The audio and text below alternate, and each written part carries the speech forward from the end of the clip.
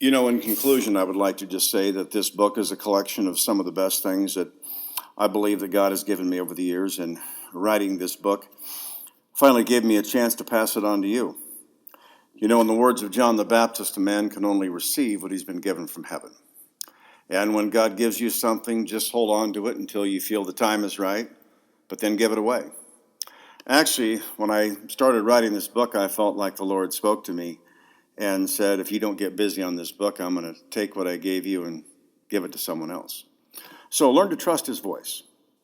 And, I just want you to know, too, that everything in this book has traveled over my pulpit many times because that was God's way of honing this message that he gave me.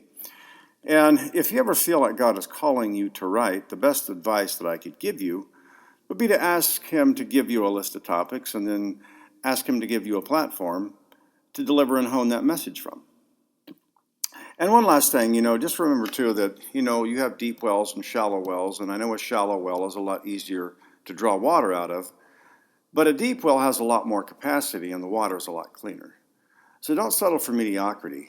Ask God to make you a deep well. I just want to thank you for taking the time to partake in this book, and thanks for taking the time to get to know me a little better, and thanks for taking the time to get to know him a little bit better. Blessings.